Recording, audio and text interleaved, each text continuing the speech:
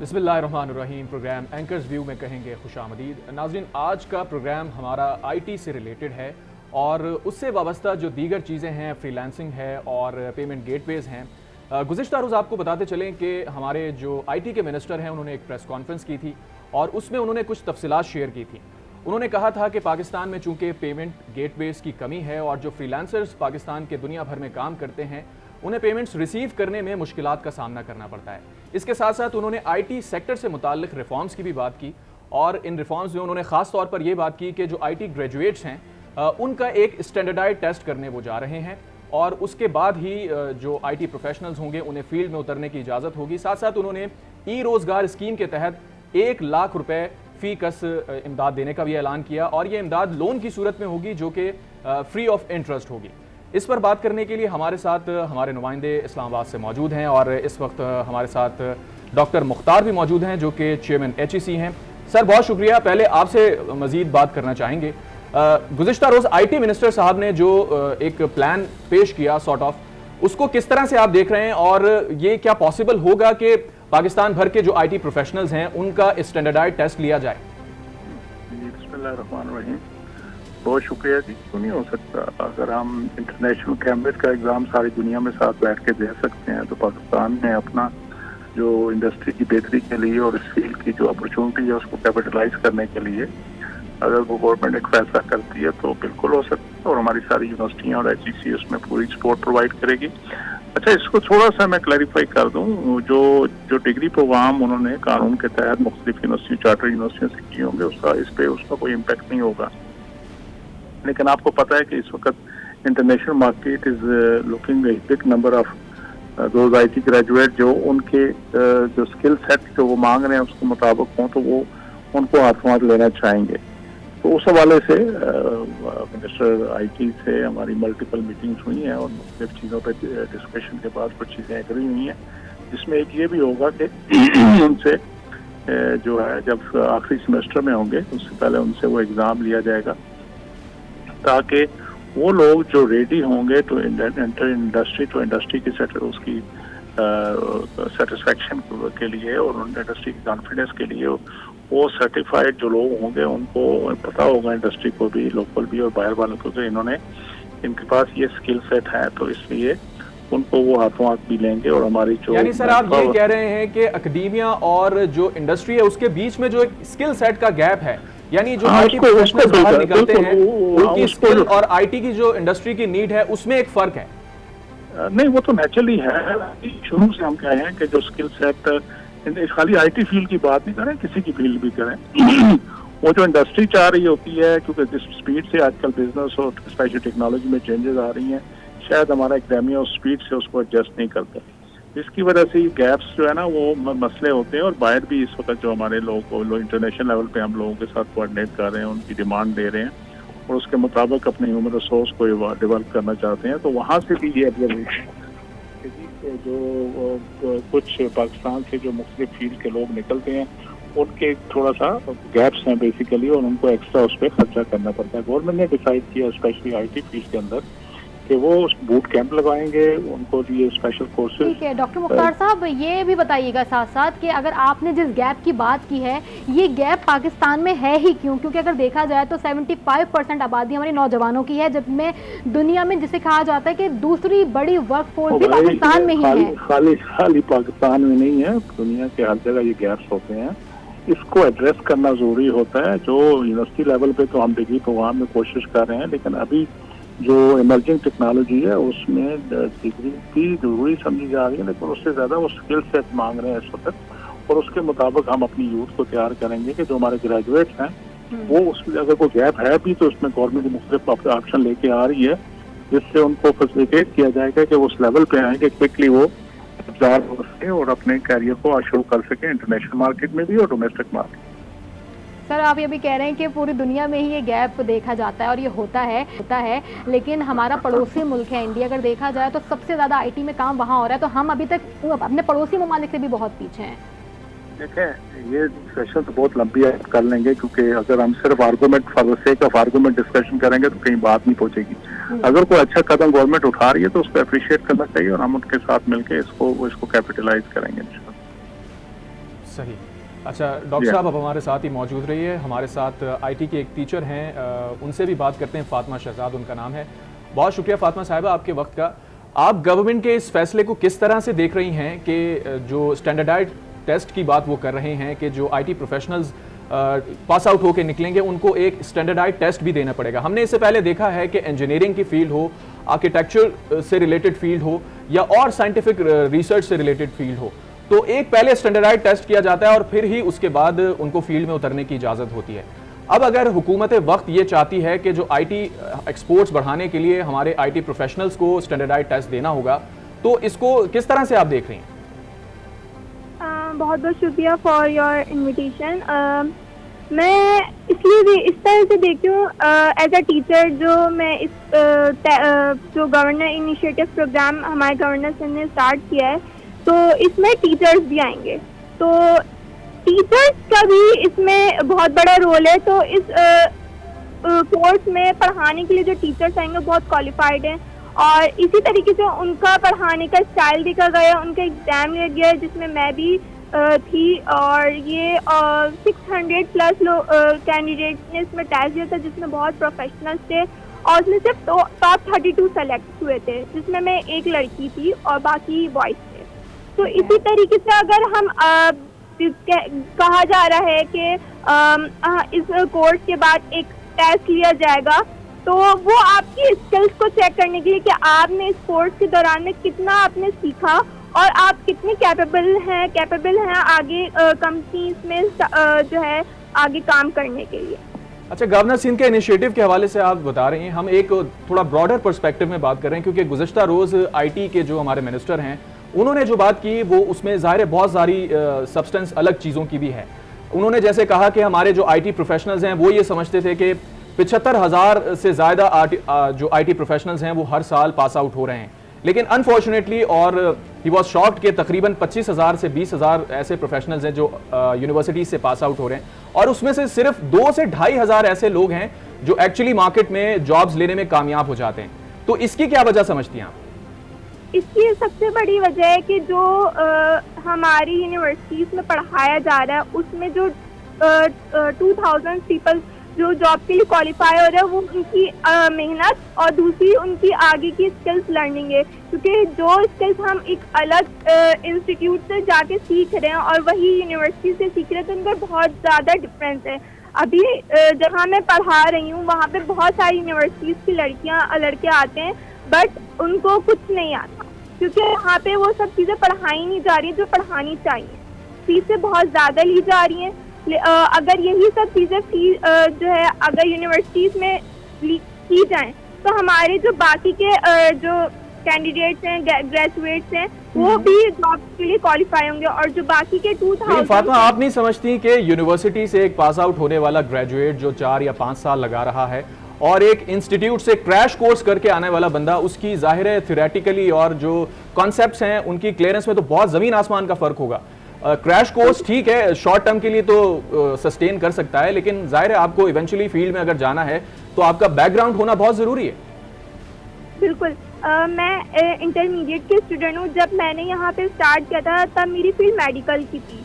तो हमारे यहाँ पहले क्या होता है कि हमारे स्कूल कॉलेजेस में यही कहा जाता है कि आप मैट्रिक ले लें या प्री इंजीनियरिंग ले लीजिए, लेकिन हमारे ये नहीं देखा जा रहा कि टेक्नोलॉजी कितनी हो रही है, दुनिया कहाँ जा रही है और हम कहाँ पर हैं। तो सबसे मेन चीज़ जो है यहाँ पे स्किल्स हैं, वो स्किल्स जो हम एक आम ठीक है फातिमा, आपने यहाँ पे ये बताया कि जो मेन चीज़ है वो स्किल्स हैं। साथ साथ ये भी बताइएगा कि हुकूमत इस मुहिम के बारे में फ्रीलांसर के लिए उनको मजीद अवेयर करने के लिए क्या क्या इक़दाम उठा सकती है? उनको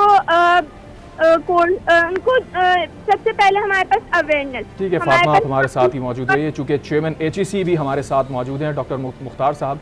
सर, जिस तरह से हम बात कर रहे हैं कि जो गैप है उसकी अगर हम बात करें, उस पर नज़र डालें, तो क्रैश कोर्सेज करते हैं लोग जाकर मुख्तलिफ इंस्टीट्यूट से, और जो हमारी यूनिवर्सिटीज़ पढ़ा रही हैं ज़ाहिर है उसमें तो फ़र्क है, लेकिन बात इससे कहीं आगे की है। जब यही बच्चे आईटी प्रोफेशनल्स हैं, जब बैन अल-अक़वामी मार्केट में जाते हैं, फ्रीलांसिंग प्लेटफॉर्म्स पर जाते हैं, तो उनका मुकाबला पूरी दुनिया के आईटी प्रोफेशनल से है, और वहाँ पर फिर जो हमें चीज़ें नज़र आती हैं कि पाकिस्तान लैग करता है पर वर्क आवर की अगर हम बात करें या और दीगर चीज़ों की बात करें, तो पाकिस्तान का उसमें शेयर बहुत थोड़ा है। कंपैरेटिवली अगर हम इंडिया की बात करें तो उनका शेयर बहुत ज्यादा है। इसको हम किस तरह से इंप्रूव करेंगे? क्या ये जो आप टेस्ट की बात कर रहे थे, इससे ये चीजें इंप्रूव हो सकती हैं? हमें चीजों को मिक्सअप नहीं करना चाहिए। एक चीज ये है कि इस वक्त मार्केट में अपॉर्चुनिटीज निकल रही हैं बहुत स्पीड से। शॉर्ट टर्म के लिए जो शॉर्ट जो कोर्सेज हैं उसके बेस पे जो स्किल चाहिए, किसी ने वेब डिजाइन करनी है, किसी ने ब्लॉकचेन पे कुछ प्रोग्रामिंग करनी है, कुछ और उसके लिए सिस्टम बनाना है, तो ये तो ऑपरेशन लेवल पे स्किल्ड है जो चाहिए, जो इंटरमीडिएट के बाद भी, मैट्रिक के बाद भी, बीएससी के बाद भी, मास्टर के बाद भी मेरे जैसे बुजुर्ग भी सीख के अपने आप को एलिजिबल कर सकते हैं कि इमीडिएटली मार्केट में वो डिलीवर करें। लेकिन इसका ये मतलब नहीं है कि आपको डेप्थ और ब्रेथ के साथ 4 साल डिग्री प्रोग्राम, 2 साल मास्टर या इतना किसी करनी चाहिए। बात यह है कि इस वक्त मार्केट में जो ज्यादा अपॉर्चुनिटी निकल रही है जॉब की, वो निकल रही है स्किल बेस्ड जो जॉब्स हैं बेसिकली, कि उनको वो बेसिक छोटे छोटे या बड़े काम भी जो भी आगे जाके ये बहुत एक्सपैंड भी कर रहा है। आजकल हम आर्टिफिशियल टेक्नोलॉजी का और बाकी जो बातें कर रहे हैं वो बहुत आगे जाके एडवांस लेवल की टेक्नोलॉजी है, जिसके लिए नेचुरली प्लस और पीएचडी लेवल की एजुकेशन चाहिए होगी। लेकिन इस वक्त जो ह्यूमन रिसोर्स चाहिए लोकल मार्केट को, जापान मार्केट को, मिडिल ईस्ट मार्केट में, उनको हैंड एंड स्किल के लोग चाहिए। यही वजह है कि एचईसी ने मिनिस्ट्री ऑफ आईटी के साथ मिलकर हमने 2 साल का एक special associate degree program design करके आरआईटी यूनिवर्सिटी को भेजा है, कि जिसमें अब जनरली ये होता है कि कोई भी प्रोग्राम, डिग्री प्रोग्राम होता है तो उसमें थ्योरी ज्यादा होती है और कुछ पार्ट प्रैक्टिकल कर भी होता है। लेकिन ये जो कोर्स है 2 साल का स्पेशल आईटी के लिए, ये 80% हैंड एंड स्किल है, सिर्फ 20% थ्योरी है, ताकि जो इस वक्त मार्केट के अंदर एक अपॉर्चुनिटी निकली है उसके लिए। लेकिन इसका कहीं ये मतलब नहीं है कि सारी कौन दौड़ पड़े इस तरफ, बैलेंस करने की जरूरत है। और जो ये हमारी ये बेटी कह रही थी कि एक डिफरेंट लेवल की बात कर रही है, डिफरेंट मार्केट की बात कर रही है, इसका कहीं मतलब नहीं है कि यूनिवर्सिटियों का गलत है। और ये जो हमारे कुछ लोग स्वीपिंग स्टेटमेंट दे देते हैं जी कि हमारे स्टूडेंट जो हैं वो उस काबिल नहीं होती है, गलत स्टेटमेंट है। हमारे स्टूडेंट दुनिया में भी, गूगल्स में भी और बाकी टॉप की ऑर्गेनाइजेशन में जाके काम कर रहे हैं। यानी आप ये समझते हैं कि पोटेंशियल मौजूद है, लेकिन हमें स्टूडेंट्स को, आईटी प्रोफेशनल्स को एनेबलिंग एनवायरनमेंट देना है। देखें, मैं एनेबलिंग एनवायरनमेंट के साथ, देखें आप केक लेते हैं, आम दुकान से भी लेते हैं, बड़े किसी होटल से भी 7 स्टार 6 स्टार से भी लेते हैं, होती है इंग्रेडिएंट वही है। असल फर्क होता है वो जो गार्निशन ऊपर होता है ना, उसका फर्क होता है। इस वक्त जो जरूरत है मार्केट में सेल करने के लिए अपनी ह्यूमन रिसोर्स को, हमें वो जो बूट कैंप के जरिए वो गार्निशन करनी है कि जो इस वक्त hand and skill immediately industry को चाहिए कि ये बच्चे बच्चियां उस काबिल हों। ये टेस्ट भी इसीलिए रखा है कि हमारे पास एक किस्म की वो सर्टिफिकेशन, उनको छोटा सा उनकी एक्रेडिटेशन काउंसिल, एक छोटा सा लाइसेंस, जितना आपने इंजीनियरिंग काउंसिल की बात की, इस तरह के देंगे कि these are tested professional qualified graduate. आपको फिर कंपनियां उनको प्रेफरेंस देंगी, डेफिनेटली ये फर्क पड़ेगा। लेकिन इसका एक और प्रेशर भी पड़ेगा कि प्रेशर बिल्ड होगा जिसमें हमारी अकादमियां भी और यूनिवर्सिटी भी फिर सीरियस ऑनलाइन पे अपने करिकुलम को, कंपटीशन बढ़ेगा, साथ साथ वैल्यू तो बढ़ रही है, कंपटीशन भी बढ़ेगा, क्वालिटी भी बढ़ेगी इंशाल्लाह। और पाकिस्तान को क्यों अंडरमाइन करते हैं हमारे यूथ को? ऐसी बात नहीं है, इंडिया के मिसालें देते हैं, इंडिया से टेक्नोलॉजी की बहुत सी चीजें अब इंशाल्लाह अल्हम्दुलिल्लाह शिफ्ट हो रही है। इंडिया से तो हमारा कोई कंपैरिजन बनता नहीं है। हमारी साथी एंकर भी आपसे यही पूछना चाहते हैं। हमारा इंडिया से कोई कंपैरिजन बनता नहीं है, लेकिन आपने बहुत खूबसूरत तरीके से बता दिया कि टैलेंट जरूर मौजूद है, सिर्फ गार्निशिंग की जरूरत है। सर अब ये भी बता दीजिएगा साथ साथ ही कि अब आईटी कंपनीज को कहा जा रहा है कि स्टेट बैंक से इजाजत लेने के बाद पैसे खर्च करें, डॉलर खर्च करने की इजाजत दी जाएगी, तो इससे आने वाले वक्तों में कितने वक्त में पाकिस्तान को फायदा हो सकता है? देखिए, ये तो नेचुरली आईटी मिनिस्टर साहब ने अपनी प्रेस कॉन्फ्रेंस में कुछ ब्रीफ किया आपको। एक साइडों में चीजें नहीं होती। अगर इंडस्ट्री को अपने इवाल्व करना है, जिसमें आईटी की बात करते हैं, आप ग्रेजुएट बना लें। अगर उनको हैंड होल्डिंग के लिए लोग नहीं है तो क्या करेंगे? अगर आपको बिजनेस वेंचर के लिए उनके पास रिसोर्स फंड नहीं अवेलेबल है, कोई एक्स्ट्रा की हमारा सिस्टम नहीं है, तो फिर कैसे आप उसको सक्सेसफुल पढ़ेंगे? अभी शुरू में इंट्रो में आपने खुद कहा कि अगर वो काम करते हैं ऑनलाइन दूसरों के लिए, अगर वो पैसे रिसीव नहीं कर सकते, हमारा सिस्टम उसके लिए। सर ये बहुत अहम नुकता आपने उठाया, इस पर ही आपसे मजीद बात करना चाहेंगे। चूंकि पेमेंट गेटवेज की बहुत ज्यादा कमी है, अगर उन्होंने जैसे पेपैल का नाम लिया है, स्ट्राइप का या वाइस का नाम लिया है कि आइंदा 4 से 6 हफ्तों के अंदर ये चीजें शायद मटीरियलाइज हो जाएं, तो आप समझते हैं कि पाकिस्तान के जो आईटी प्रोफेशनल्स हैं पाकिस्तान की एक्सपोर्ट्स बढ़ाने में और जो कीमती ज़र मुबादला है पाकिस्तान लाने में किसी हद तक ज्यादा कामयाब होंगे? कामयाब हो सकेंगे। हमारे पास पोटेंशियल है, यूथ है, हमारे पास इस वक्त लाखों इस तरह के ग्रेजुएट पाकिस्तान में हैं आईटी के, जो शायद रेलेवेंट जॉब इसलिए नहीं कर रहे कि हमारे पास अपॉर्चुनिटी नहीं है। मैंने तो ये भी प्रपोजल दी है कि हम उनको बुला के उनको 6 हफ्ते की 8 हफ्ते की ट्रेनिंग करवाते हैं जो इस वक्त एडवांस नई स्किल्स हैं, और उसके बाद उनको मार्केट में बेचे कि जाएँ, आपको सारे लिहाजों हाथ लेंगे। क्योंकि ये तो नहीं हो सकता ना कि अच्छी हमारे पास मैन पावर है, और ये भी जरूरी नहीं है कि खाली हम यहीं पर बैठ के सारा कुछ बनाए। हमारा ये ह्यूमन स्किल जो है ये बाहर जाके उनकी इंडस्ट्रियों में उनकी कंपनीज में काम करेगा तो उसके साथ की फॉरेन एक्सचेंज भी आएगा और अपनी लाइवलीहुड भी अच्छी करेंगे और पाकिस्तान की भी डेवलपमेंट होगी इंशाल्लाह। अच्छा सर, आप क्या समझते हैं कि जो हमारे यूनिवर्सिटीज़ के अंदर रिवायती कोर्सेज पढ़ाए जा रहे हैं उसको हम किस तरह से अपग्रेड कर सकते हैं? जिस तरह आपने अपनी बात में भी ये कहा कि मजीद अपग्रेडेशन की ज़रूरत है, जो हैंड्स ऑन एक्सपीरियंस या हैंड्स ऑन स्किल्स हैं वो सिखाने की ज़रूरत है, तो इसको किस तरह से अमली जामा पहनाएं? बात यह है कि मुझे as a teacher, as a उस्ताद, मुझे एज ए यूनिवर्सिटी ये समझना है कि बिजनेस एज यूजुअल नहीं हो रहा दुनिया में, ना हो सकता। Things are changing very speedy. अब पहले ये होता था कि 3 साल के बाद 4 साल के बाद जो बैठते थे हम पुश करते थे करिकुलम को, देखो दुनिया चलेगी आप भी करो। अब तो घंटों दिनों में चीजें चेंज हो रही है। तो स्टार्टिंगली हर इदारे को, हर फैकल्टी मेंबर को, हर टीचर को, हर जरूरी नहीं आईटी की बात करो, मैं हर फील्ड की बात करूँ कि हमको कहते हैं ना ऑन योर टोज होके चीजों को एडजस्ट करना होगा, समझना होगा कि दुनिया किस तरह चल रही है और हमें अपने चीजों को उसके मुताबिक इनलाइन करने की जरूरत है। और ये तभी होगा जब इस तरह की इंसेंटिवाइज चीजें और सिस्टम अप्रोच के तहत गवर्नमेंट की तरफ से कुछ फैसिलिटेशन होगी तो चीजें चल पड़ेंगी, खुद आगेंगी इंशाल्लाह। ठीक है डॉक्टर मुख्तार, आप साथ ही रहिएगा। हमारे नुमाइंदे यासिर नज़र हमारे साथ मौजूद हैं। यासिर बताइएगा, अब इस मुल्क में केयर टेकर गवर्नमेंट चल रही है और ऐसा लग रहा है कि बस इन्होंने ही स्टार्ट किया। इससे पहले जो हुकूमतें गुजरी हैं इन लोगों ने क्या आईटी सेक्टर में कभी काम नहीं किया, और अगर किया है तो इस स्टेज पर क्यों नहीं पहुँच सके? जिस तरह पहले जो सूरत-ए-हाल थी वो बिल्कुल मुख्तलिफ थी। अगर गुज़श्ता 2 सालों की बात करें, इन 2 सालों में जो आईटी सेक्टर है हमने इसको बड़े करीब से देखा है, और देखने के साथ साथ अभी जो सूरत-ए-हाल है गुज़श्ता जो आप 3 माह की बात करें या मौजूदा केयर टेकर जो सेटअप है इसकी बात करें, तो इसमें अब जो काम हो रहा है वो प्रैक्टिकल हो रहा है। उसमें अभी जैसे देखें कि तकरीबन 3 हफ्ते पहले जो मिनिस्टर हैं आईटी के, इनसे हमारी मुलाकात हुई थी, तफसीली उन्होंने ब्रीफिंग दी थी और उन्होंने कहा था कि ये चीज़ें इससे दौरानिए के अंदर हो जाएंगी। तो उन्होंने प्रैक्टिकल शेप में काम शुरू कर दिया है। जैसे देखें आईटी के जो स्टूडेंट है, अगर जैसे डॉक्टर बनता है तो डॉक्टर बनने के लिए उनको आखिरी बाकायदा प्रैक्टिस करनी पड़ती है, हॉस्पिटल में जाके बाकायदा उन चीज़ों को सीखना पड़ता है। तो यही चीज़ इन्होंने लाजमी करार दे दी है और अब इस पर वर्किंग है कि अब कोई भी आईटी का स्टूडेंट हो, पहले तो उसको, क्योंकि हर साल हम 75,000 जो स्टूडेंट हैं वो यूनिवर्सिटी से फारिग होते हैं, उसके बाद उनमें से जो आधे से ज़्यादा जो हैं वो बाकायदा तौर पे इस तरफ दिलचस्पी नहीं रखते या उनकी वो क्वालिफिकेशन नहीं होती, वो स्टैंडर्ड नहीं होते जिस पे वो पूरा होते हैं और उस पर प्रैक्टिकल नहीं करते। तो जिस तरह डॉक्टर आखिर में जो 1 साल की प्रैक्टिस करता है, तो इसी तरह आईटी के जो स्टूडेंट हैं इनके लिए भी अब ज़रूरी ये किया गया है कि वो 6 माह लाजमी तौर पर किसी इंडस्ट्री में उसके साथ लिंक इंडस्ट्री में जाएं, काम करें और प्रैक्टिकल सीख के उसके बाद आईटी में सर्व करें। और आईटी टेक्निकल फील्ड है, जब तक आप इसमें प्रैक्टिकल नहीं करेंगी उस वक्त तक अर्निंग नहीं होगी, क्योंकि 2.6 अभी हमारा जो एक्सपोर्ट अभी तक जो हुजम है, अभी मुजमुई अगर देखें तो ICS में 2.6 मिलियन का जो हुजम है जो सिर्फ आईटी का है। इससे अगर दीगर बात करें जिस तरह यानी अगर आपकी बात का निचोड़ निकाला जाए तो स्टैंडर्डाइजेशन की तरफ जाना जाहिर है ये पाकिस्तान के फ्यूचर के लिए बहुत बेहतर होगा। हमारे साथ डॉक्टर मुख्तार भी हैं। डॉक्टर साहब, चूंकि प्रोग्राम का वक्त खत्म हो रहा है, आखिर में आपसे ये भी जानना चाहेंगे, मिनिस्टर साहब ने ये भी कहा था कि SIFC के साथ कोऑर्डिनेशन करके वो चीज़ों को बेहतर करने की कोशिश कर रहे हैं। ज़ाहिर आर्मी चीफ का एक खास उसके अंदर रुझान है और इनिशिएटिव उन्हीं की तरफ से लिया गया था और चीज़ों को स्ट्रीमलाइन किया गया। उसके बाद अब हम ये देख रहे हैं कि आईटी एक्सपोर्ट्स बढ़ाने के लिए भी SIFC के साथ कोऑर्डिनेशन हो रही है, इस पर क्या कहेंगे?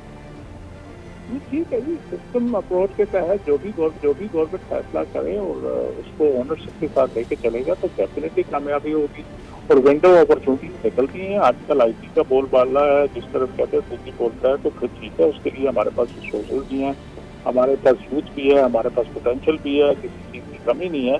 और अगर सिस्टम अप्रोच के तहत गवर्नमेंट के लेवल पे ओनरशिप हो जाए और जो इसके मिसिंग पीसेज हैं उनको अगर इंश्योर कर दिया जाए तो कोई वजह नहीं है कि हम इससे अब कैपिटलाइज ना करें और हमारी यूथ का पाकिस्तान का भला हो।